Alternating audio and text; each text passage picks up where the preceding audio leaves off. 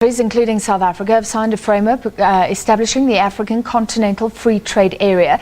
It's a step towards bringing down trade barriers like import duties across African countries, and it's the largest free trade agreement since the creation of the World Trade Organization. While it's not a reality yet, many economists have been saying that more trade and cooperation will boost all African economies. So just how much activity is there, how much cooperation is there now, and where are investors who believe in the future of Africa putting their money? Well, to discuss, we're joined by Nyonga Fofang, the MD of Bambili Group, which is an Africa-focused private equity firm. He's also director of Standard Chartered Bank in Cameroon. Thank you for being with us, Mr. Fofang. Thank you for having me. So you look at projects happening on the African continent and try and figure out what's exciting, what's going to work. Correct. What is exciting you right now? What sort of things? Well, right now we look at what's the biggest thing? Where are we in terms of the demographic curve? I think Africa is one of the growing economies in the world. Demographically, I think 50% of the people are under the age of, say, 45. So in terms of the needs, we have significant energy needs because, you know, the energy consumption per head in any environment tells you the quality of economic growth. So that sector for us gives us an indicator of how a country or region is growing. So the energy needs of Africa is significant. There's a big deficiency there, of course. I mean, if you look at Nigeria today, it's an amazing country with tremendous opportunity. But one of the big gaps is there's the energy supply. It's not, South Africa has some problems. We also, I mean, recently we have been having power outages and all that. So definitely there's a big deficit in terms of the energy supply, which is commensurate with economic growth.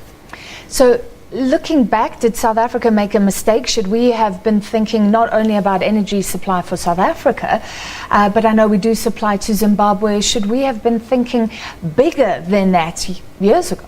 Oh, definitely. I think the cycles tend to be longer in the energy space. So if you don't reinvest, the lag time in terms of trying to catch up would hit you on the front end in terms of meeting your demands going forward. So definitely, yes, in terms of being able to meet the demands regionally, our inability to provide sufficient maintenance work or reinvestment potential or investment capital to meet with the deficits affect us right now. And it's hard to then play catch up. It definitely had to play catch up. So looking at Nigeria, looking at what's happening on the rest of the continent, private players here have been saying to Eskom, open up your grid. How open are governments in the rest of Africa to sharing with private equity players? I think increasingly there's a recognition that there's going to be a private-public sector play in that sector because, as you know, energy for a typical investor is capital incentive, politically sensitive. So it's not an easy sector to focus in. I mean, you tend to require patience capital because the lag time or the return of your investments tend to much longer. Your private equity type guys are looking for short term. And that's not a sector where you do a trading opportunity. Basically, it's patient capital that's required there.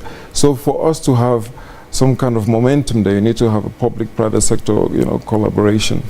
Let's talk about oil. So we know Angola, Nigeria, those were the countries that once were benefiting when the oil price was soaring.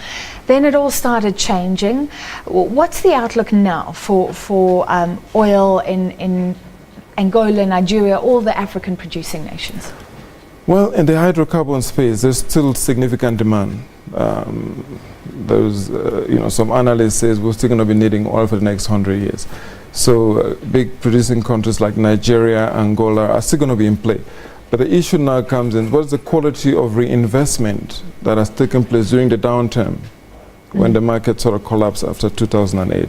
So those who didn't reinvest, would definitely miss out on the catch-up in terms of the increasing demand going forward. In terms you of mean actually starting with new rigs or new drilling, even when the price was low? Exactly. So you had, that's where again leadership comes into play, and also investors tend to sit on their hands if they perceive, that there is no momentum in that sector. And oftentimes the offshore area, it requires significant capital.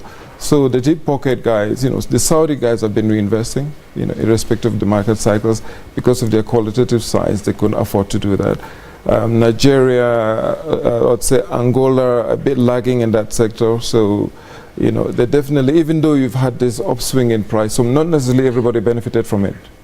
That's interesting. So they're not poised now to take advantage as the price goes up again. Or what about Mozambique? I mean, or any of the new players? I remember years ago people were saying Mozambique could become this mecca, attracting oil business people from all over the world along that coastline.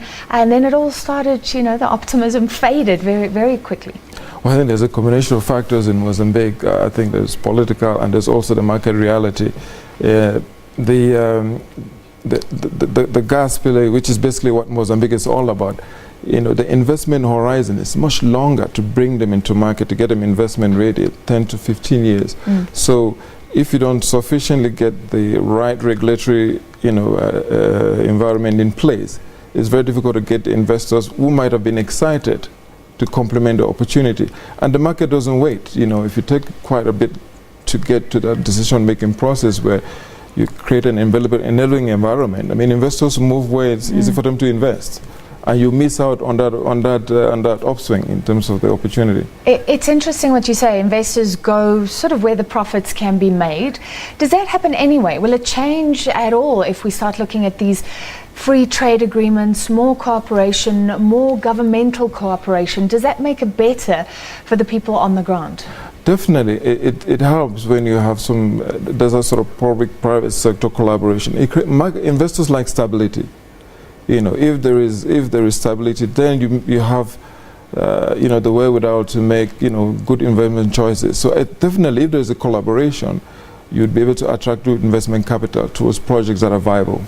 All right, I hope we can chat again in future. So much on the continent is happening. Thank you very much, Nyonga Fofang, the MD of Bambili Group, which is a private equity player on the African continent. Well, African economy